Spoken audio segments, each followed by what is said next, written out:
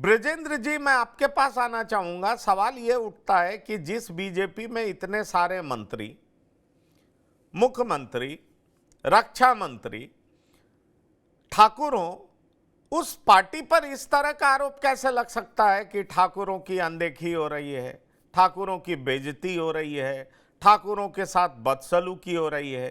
क्या आपको लगता है कि ठाकुर बिरादरी से आने वाले कुछ नेता, जिनकी दाल बीजेपी में नहीं गल पा रही है, जिन्हें कुछ महत्वपूर्ण पद नहीं मिल पा रहा है, उन्होंने एक सोची समझी रणनीति के तहत पार्टी पर दबाव बनाने के लिए इस तरह की कवायद शुरू की है, जिसमें वो बहुत हद तक सफल होते दिख रहे हैं? जी पंकज जी, ये जो पुरुषोत्तम रूपाला ने कहा गुजरात में क्षत्रियों को लेकर, रजवाड़ों को लेकर, उसके बाद उन्होंने क्षमा भी मांग ली, माफी भी मांग ली। ये मसला गुजरात का गुजरात में खत्म हो गया था। जो आप कह रहे हैं कि जिनको टिकट नहीं मिला या जो लोग टिकट पाने की प्रत्याशा में अभी हैं, वो मुख्यमंत्री को टारगेट करके या राजनाथ सिंह जी को टारगेट करके इस तरह का एक परसेप्शन क्रिएट करना चाहते हैं कि पश्चिमी उत्तर प्रदेश में या उत्तर प्रदेश में छत्री ना राज। ये कौन लोग हैं जो रैली कर रहे हैं? अभी तक योगी आदित्यनाथ को हिंदू चेहरा, कट्टर हिंदू चेहरा दिखाया जाता था, अब उन्हें छत्री चेहरा दिखाया जा रहा है। ये कुछ लोग हैं, खासकर इंडी अलायंस के जो लोग हैं, उसमें भाजपा के भी कुछ बड़े लोग हो सकते हैं पीछे से, जो इस मुद्दे को बड़ी तेजी से पश्चिमी उत्तर प्रदेश में या पूर्वांचल तक ले जाने की कोशिश कर रहे हैं। जबकि रूपाला ने दूसरे दिन ही माफी मांग ली और वहां के रजवाड़ों के लिए, जहां के लिए कहा गया, उन्होंने उनको क्षमा भी कर दिया।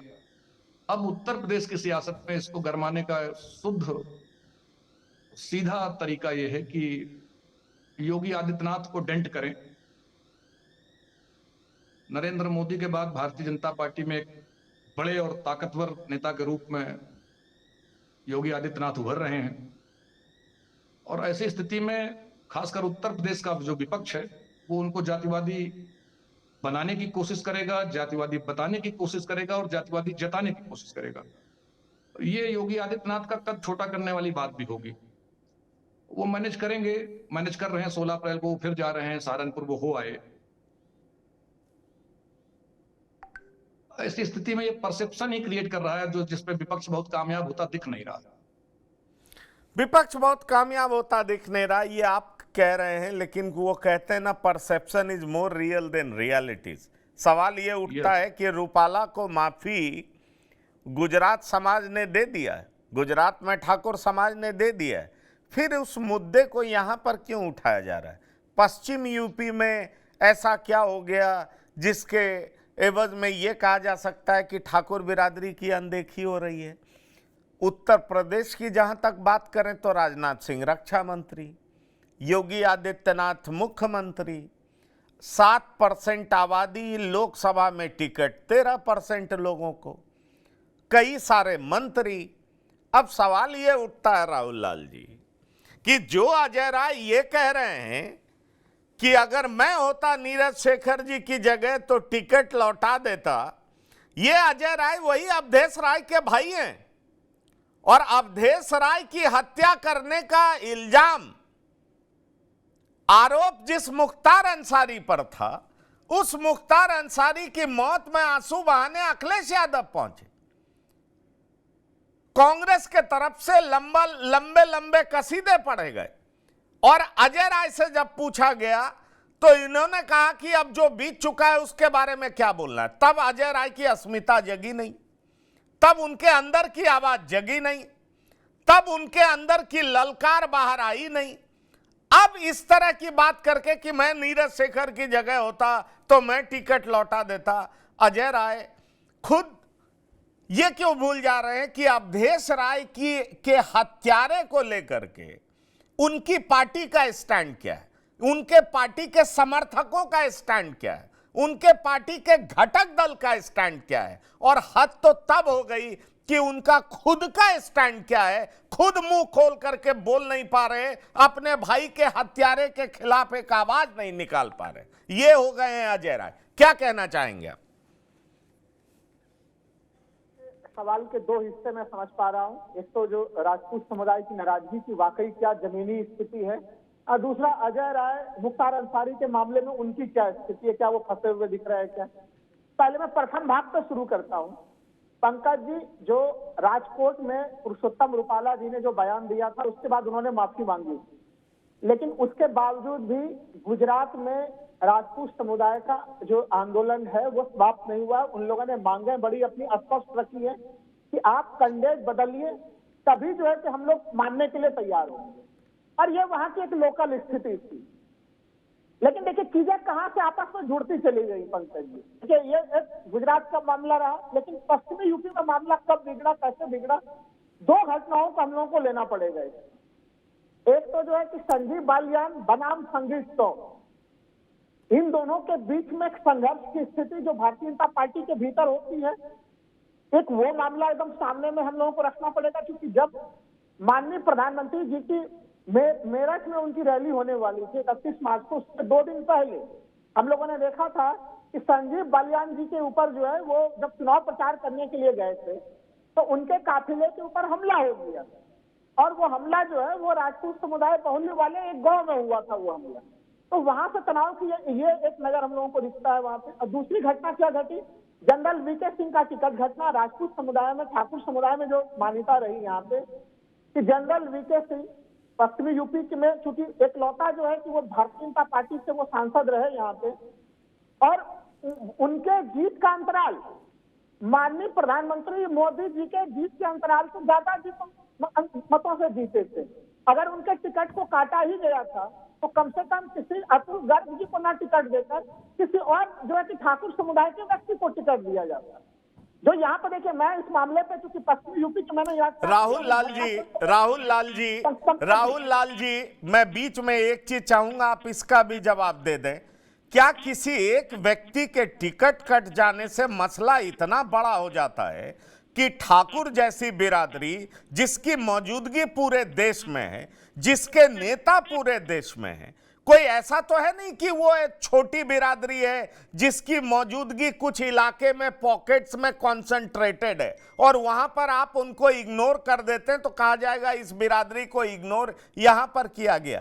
बीके सिंह का टिकट काट भी दिया गया, इसका मतलब ठाकुर बिरादरी का अपमान तो नहीं हो गया। कई और जगह ठाकुर पुरस्कृत किए जाएंगे। अगर बलिया से बीरेंद्र सिंह मस्त का टिकट काट दिया गया और नीरज शेखर को दे दिया गया, चलिए यहां नीरज शेखर को दे दिया गया, आप देखें बिहार में, आप देखें, आप बिहार में पाएंगे कि बीजेपी में भी ठाकुर बिरादरी को 5-5 टिकट दिया है, जबकि इनकी आबादी कितनी है, 4% भी नहीं है, फिर भी वहां 5 टिकट दिया गया है। आपकी आबादी यहां 7% है, पूरा आप टोटल देखेंगे तो 13 से 14% टिकट दिया गया है। सवाल यह उठता है कि एक नेशनल पार्टी एक या दो इंडिविजुअल के आधार पर तो चलती नहीं है। अगर लोकल इस तरह का जो कह ले नाराजगी हो, बात समझ में आती है, गाजियाबाद के ठाकुर नाराज होते हैं, बात समझ में आती है। लेकिन अगर इसको इस तरीके से प्रचारित किया जाए कि पूरे देश का ठाकुर नाराज हो गया, तो क्या राजनाथ सिंह ठाकुर नहीं है जिनके हाथ में रक्षा मंत्रालय है?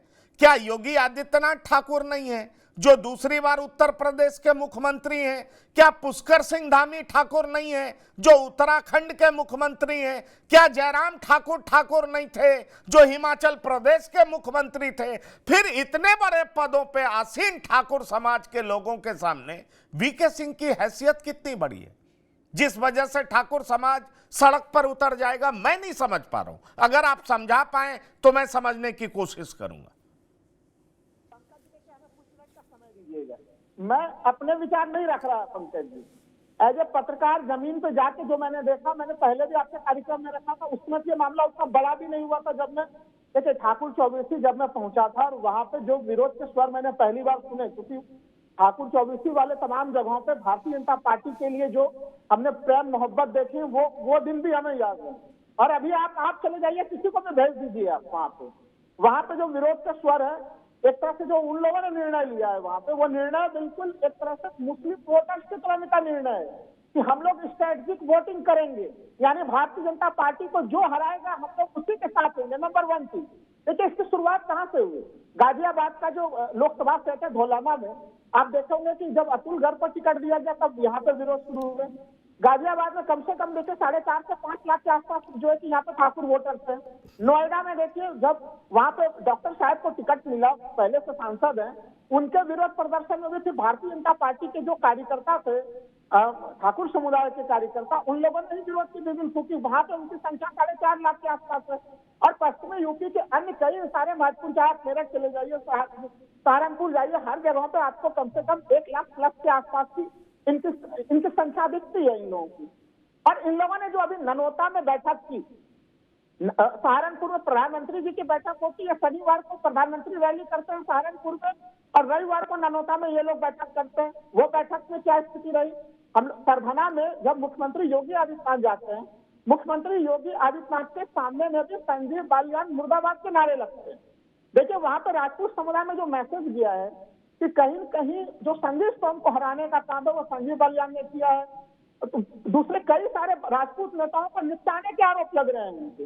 तो पश्चिमी यूपी में ये माहौल पहले से गर्म था। जब ये माहौल पश्चिमी यूपी में गर्म था, उसी समय गुजरात में एक तरह से जो वहां पे पुरुषोत्तम रूपाला वाला विरोध गुजरात में चल रहा था। और गुजरात में देखिए जब करनी सेना के अध्यक्ष की पगड़ी को वो राजकोट गए, वहां पर पुलिस ने गिरफ्तार करके उनकी पगड़ी उछाली, उसने राजपूत समुदाय को उत्तेजित किया।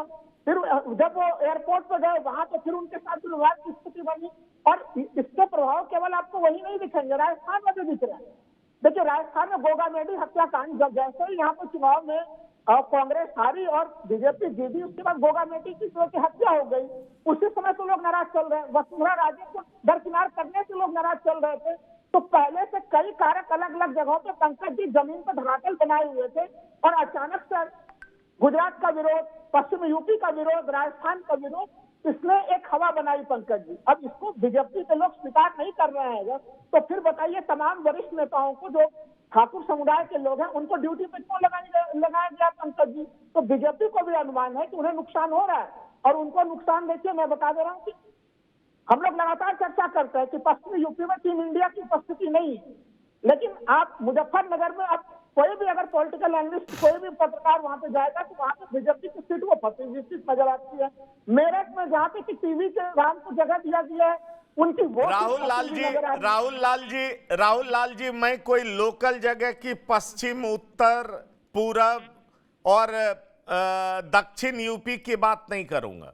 मेरी जो राजनीतिक समझ है और जितने समय से मैं पत्रकारिता कर रहा हूं, एक बात मैं डंके की चोट पर टीवी 9 के प्लेटफॉर्म से कह रहा हूं कि इतना ज्यादा राजपूतों का रिप्रेजेंटेशन मैंने अपने पत्रकारिता के जीवन में नहीं देखा।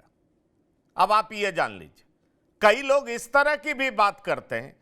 अब आप ये कहिए विकास दुबे का इनकाउंटर हुआ तो लोग कहने लगे पंडित नाराज हो गए। एक व्यक्ति को पुलिस ने, याद होगा ना आपको कि एक लखनऊ की सड़क पे एक लड़के पे गोली चला दी गई थी, वो भी ब्राह्मण था, और उस पे जबरदस्त योगी आदित्यनाथ ने एक्शन लिया था, कहा गया ब्राह्मण नाराज हो गए।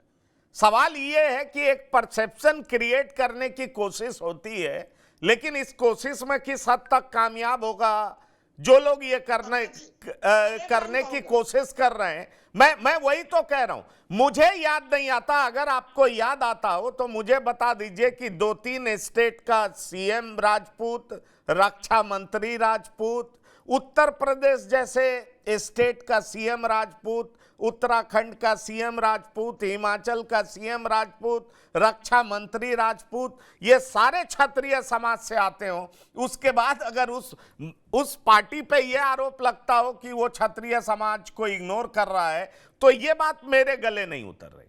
हो सकता है कुछ और आप कहना चाहते हो, मैं आऊंगा आपके पास फिर से। सैयद कासिम साहब, आप क्या कहना चाहते हैं?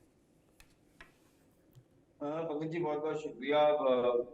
देखिए ऐसा है कि ये जो आंदोलन और विरोध और सारी बातें इतनी देर से हम लोग चर्चा कर रहे हैं, चर्चा ना भी कर रहे होते तो मीडिया में जिस तरह चल रहा है, जिस तरह से हम पंचायतें देख रहे हैं, जिस तरह से पगड़ी मत उछाल, पगड़ी मत छूना, इस तरह की हम आवाजें सुन रहे हैं, तो ये सारी चीजें इकट्ठा होने के बाद इसमें दुनिया कुछ भी देखती हो, मैं इसमें विपक्ष का हाथ नहीं देखता। विपक्ष इस पर थोड़ी सी आग में घी डाल सकता है, लेकिन इसमें भारतीय जनता पार्टी के इंटरनल वो लोग जो अपना टिकट बचाना चाहते हैं, वो क्षत्रिय हैं और अपना टिकट चाहते हैं बच जाए, कटने की कगार पर पहुंच चुका है, कटने के ऊपर लगा हुआ है, उनका रोल देखता हूं। क्योंकि ऐसा है कि जब वहां से भी विरोध उठेगा तो ये होगा चलो भाई यहाँ भी है, जब इनका भी कट गया तो विरोध हो जाएगा। इसमें उन लोगों की भूमिका कहीं ना कहीं मैं देखता हूं, मुझे ऐसा लगता है कि इसके पीछे वो हाथ हो सकता है, क्योंकि विपक्ष के पास योगी आदित्यनाथ के मुख्यमंत्री होते हुए इतना बड़ा कोई ठाकुर चेहरा नहीं है जो ठाकुरों की इतनी बड़ी भीड़ इकट्ठा करते और इतना अच्छा मीडिया मैनेजमेंट करते। मीडिया मैनेजमेंट भी जिस तरह से हुआ है इसमें भी कहीं ना कहीं मुझे ऐसे लोगों का हाथ दिखाई देता है जो भारतीय जनता पार्टी के अंदर लोग, हो सकता है मैं गलत हूं, हो सकता है पूरी तरह से गलत हूं, लेकिन मुझे ये लगता है कि इसमें कहीं ना कहीं योगी आदित्यनाथ को बदनाम करने का प्रयास या दिल्ली और लखनऊ के बीच की जो हल्की बल्कि चप्पलिश कभी कभी सुनाई देती है उसमें और आग में घी डालने का काम, ये मुझे लगता है ऐसा हो सकता है। रही बात संगीत सोम क्या कर लेंगे, वीके सिंह क्या कर लेंगे, मैं आपको बताऊं पंकज जी कि मैं अक्सर ये बात TV9 पे भी कह चुका हूँ, तमाम चैनल्स पे ये बात कहता हूँ कि यूपी की 403 विधानसभा क्षेत्र में 3 विधानसभा क्षेत्र में भारतीय जनता पार्टी की जमानत जब्त हुई। एक रघुराज की सीट थी, एक धनंजय की सीट थी, एक उमाशंकर सिंह की सीट थी।